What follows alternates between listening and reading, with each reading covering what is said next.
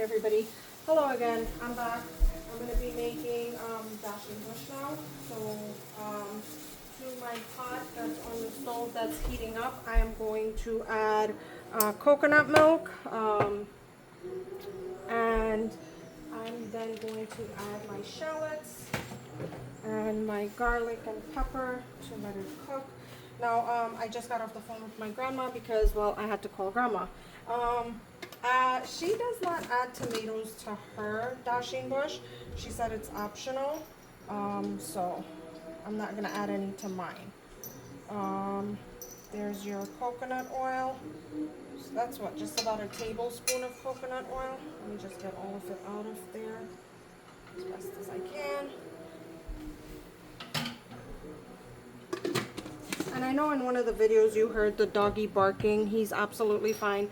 My washing machine is going, and so every time it stops, it makes noise. It sings a song, and so every time he hears that or the dryer, he starts barking along with Luna. So my oil is hot. I'm going to add my shallots. Please be careful when you're adding anything to hot oil. All right. And I'm going to let this cook just about a minute or so. By the way, I'm one of those people when I'm cooking in my kitchen, I will have my hair tied up, and I'm constantly washing my hands. It trips me up every time I see someone in their kitchen and their hair is open.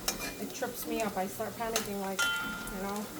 But it's also something my mom mentioned, you know, when she was alive.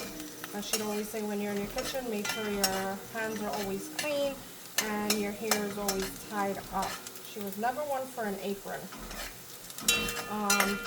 And alright, so I'm gonna let this cook for a little bit more.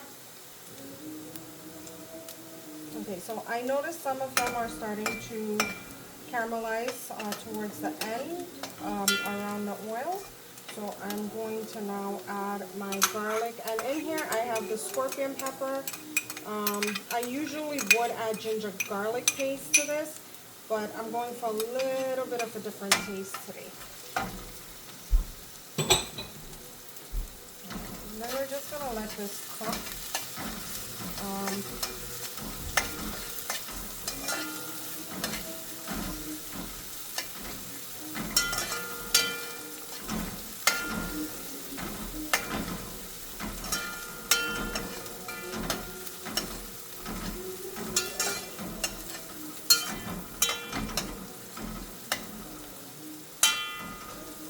I'm not left-handed, I'm right-handed. My shoulder just hurts.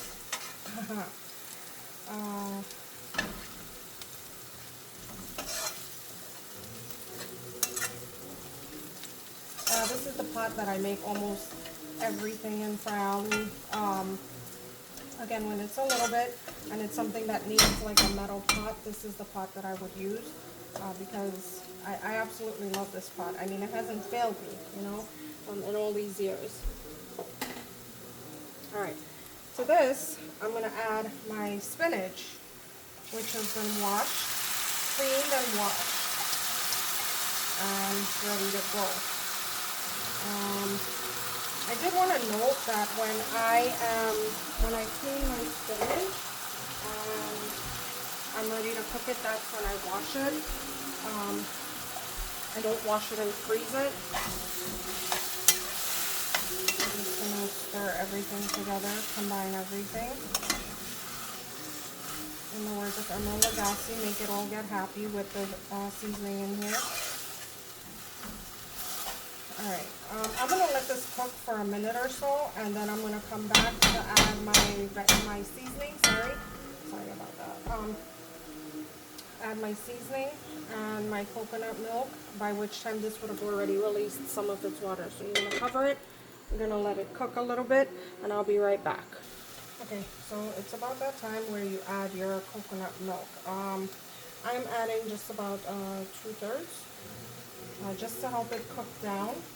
I'm just going to rinse this really quickly to get everything out of there. That's probably not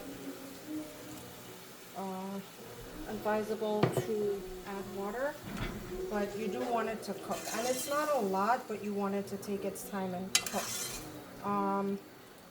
Once you open your coconut milk, I think I mentioned this when I made my katar. This is the brand of coconut milk that I use. Once you open it, very important, once you've used what you needed from it, put it in the freezer if you're not going to use it right away again.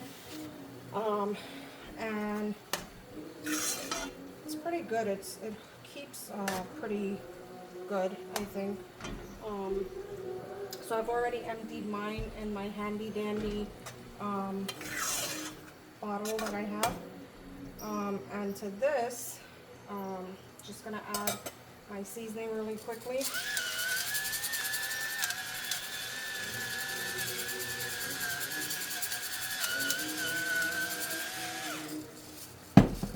Again, easy on the salt.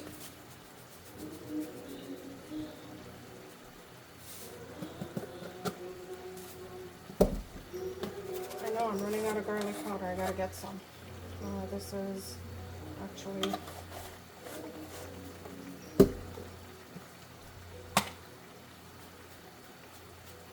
probably unethical, probably frowned upon, but it's dry parsley.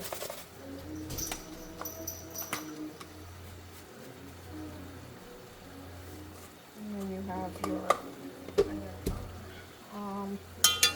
I'm gonna let this cook, and I will be back. The bhajan in the background is a Lord Shiva bhajan. I actually stumbled upon this. I was looking for this song one morning. I stumbled upon it, and I can't stop listening to it. It's just so relaxing. And I'm gonna cover this and let it cook on its own. And I'll be back with you guys again. Thank you. All right, believe it or not, guys, this is done. I've heard many people say that putting the dasheen in the freezer doesn't cook the stem. I've actually not had a problem with that. I did want to say I did need to add a little bit more coconut milk. So I added maybe about a third a cup of coconut milk. But it's done. So thanks for joining me. Like, share, comment. Let me know your thoughts. Let me know what you think. Let me know if there's something in the comment you would like me to try. As I mentioned before, with the exception of beef, I'm more than willing to try something different. So let me know. All right. So thanks again for joining me, guys. Have a great day.